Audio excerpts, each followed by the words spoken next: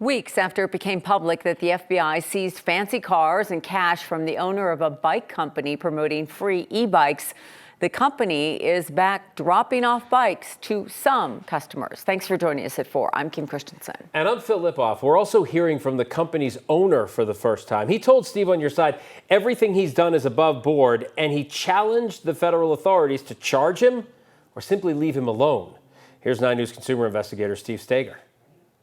It's a lot less fanfare than before when people lined up around the building to pick up their free e-bikes. I thought that they would have like a tent or something. In fact, you wouldn't know the guys in the appliance factory truck were with Bear Trail Bikes had it not been for the small sign. Don't forget to give us a good review. But we've watched over the last week or so as people who've been waiting. I paid like back in January of 25. Finally got the bikes they paid for. Oh, I can't wait. I'm going to go home and charge it up. Well, got a bike at least. Oh, it's not a folding bike.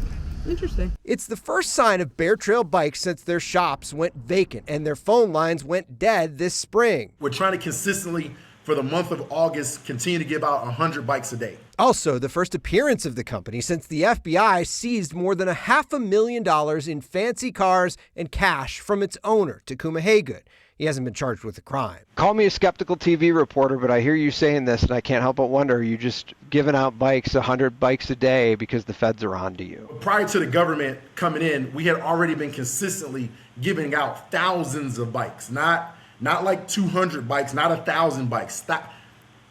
Thousands, like up to 7,000 bikes. In his first TV interview, Haygood continued to insist his company is above board and says the big pickup events earlier this year prove it. Our objective is to get motion to the motionless. Bear Trail Bikes offered people free e-bikes using a Colorado state tax credit. All customers had to do is pay the sales tax for the total cost of the bike, then the company would get the $450 tax credit. Problem is, a lot of Bear Trail Bikes customers told Steve on Your Side they never got the bikes they ordered. I think we underestimated the popularity or the success of the model that we came out with. So our infrastructure probably wasn't set up the best to be able to intake so much information at once. Colorado won't tell us how much Bear Trail Bikes received in state tax credits, citing taxpayer privacy. The state also won't give us a total number of tax credits paid to all e-bike retailers last year, Bear Trail's first year in operation, saying that number won't be available until January of 2027.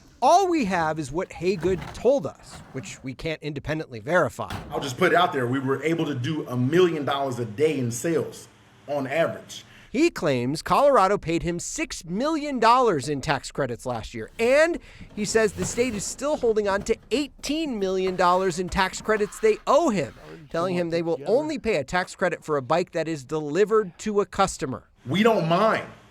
If there's a rule that says you can't get paid until the customer gets the bike, we just need that in writing. Haygood says his model is to take the credit, manufacture the bike, then deliver it. From the inception of the order to the bikes, to delivery point from China, it takes us 8 weeks. A public notice says in May, the FBI seized a Lamborghini, Range Rover, Mercedes, and more than $100,000 in cash from both Haygood and Bear Trail Bikes. He says they actually took more than that and claims a U.S. attorney only gave him a hint at what's being investigated. Her statement was that we submitted false documents to the state and we don't have any customers. And I'm saying to myself, you're a idiot. Have you looked at the reviews that we're getting from people talking about us? If we didn't have any customers, our reviews would be 0, right? Haygood says the feds and the state have slowed him down, but things are starting back up. And I'm talking to you specifically, federal agents. I don't have any fear of y'all. And he had a pretty blunt message to the authorities questioning him. You guys are dragging this on too long. Just charge something so we can go to court and we can let a judge see what's going on and we can let a jury decide if what we did was incorrect that you guys are accusing us of. Now, neither the FBI nor the Colorado Attorney General would confirm whether or not they're investigating Bear Trail Bikes. The state stands firm that a tax credit can only be paid if a retailer actually delivers the bike to a customer. We'll keep digging into this. I'm Steve Steger. Steve on Your Side, 9 News. Well, sometimes, people give us short answers or refuse to comment. not necessarily all the time. That is a 4-minute piece from an hour and 28-minute interview yesterday. So it's just a little bit of what we had to discuss through the course of all this. A lot of information getting out there, and they're just starting to roll back out. We're starting to see the TikTok videos and Instagram videos pop back up promoting that Bear Trail Bikes is back, that there's a lot of noise out there, that they are delivering bikes. It'll just be interesting. We have not heard anything from any sort of federal authority about why all of that property was seized. I'm wondering if his comments tonight on air will prompt something from the government. Curious. We'll see. All right, Steve, thanks. We'll take a live look outside right now where it is hazy and hot once again, but we definitely have a chance for rain. Chief Weather Impact Meteorologist Kathy Sabin is here with a look at your forecast. Kathy, I took the dog out for a walk last night, 9:30 or something, and it was a little sprinkly. And it was warm, I bet, right? It was nice, actually. Was it wasn't too warm. Good. Well, if you could bring some more of that rain and maybe walk the dog again after the show here, Phil, so we can get that rain thing going a little bit. Yeah, our low last night was 71, so that is not what we call a cool overnight period. But yeah, we have some rain showers coming and a cooler weather trend, but we have one more day tomorrow in the 90s. Shall we go outside? We have that haze we've been talking about, poor air quality, and of course the wildfire smoke that's moving in. But the shift in the pattern will bring in not only cooler weather, we're sitting currently at 93 degrees. It's also going to bring a wind shift, which will transport more of that tropical monsoon moisture into the region. This is our smoke forecast. Blue and green, good air. And look what's coming. The blue and green, good air. That's right, a trend that will last through the end of the weekend into the upcoming weekend. And we got some green on the radar screen. I love that. And rain is actually coming out of the clouds today, not just wind and lightning as they track from west to east. It's still possible to see more sprinkles at Phil's house and in downtown Denver. And the threat will be for heavy rain for some areas over the extended period. So we've got that extended forecast. We're going to break it down, the timing and impact just ahead.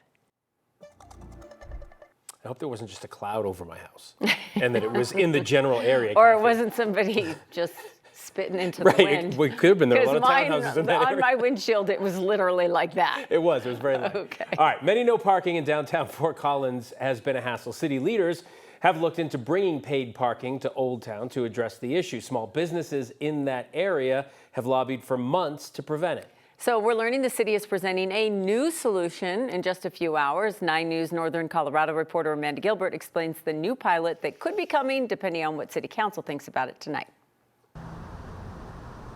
In a downtown known for all its unique signs and shops, there's one sign that stands out. We are not a big city. We're not a California town. We want to keep it affordable down here, accessible down here. Christy Rogers with Alpine Arts is part of a small business group behind the sign. Well, thanks for your business, you guys. Thank you very much. This is a hub of small family-owned businesses in town. So implementing something like that could be really painful, we believe, to small business. They've been petitioning to stop the city from bringing paid parking to Old Town. For months, Fort Collins has looked at studies and held meetings trying to address a problem everyone does agree on. And I think we're all here to say parking is an issue downtown. We know that. I mean, we're up for having the conversation. Shop owner Sean Godby says tonight the city's parking services will present a new solution to City Council. We would do more studying on the paid parking, what the impacts would be. Instead, they're proposing a small-scale paid parking pilot program at just the Oak and Remington lot to see how it works. They're actually listening to small business and to the customers. That's something some businesses are hoping to hear more about tonight. We are hoping tonight that they put this issue to rest. The city says this is part of a long-term plan to introduce paid parking way down the road, but for now, this will allow them to kind of test how this works and how it impacts nearby businesses. In Fort Collins, Amanda Gilbert, 9 News.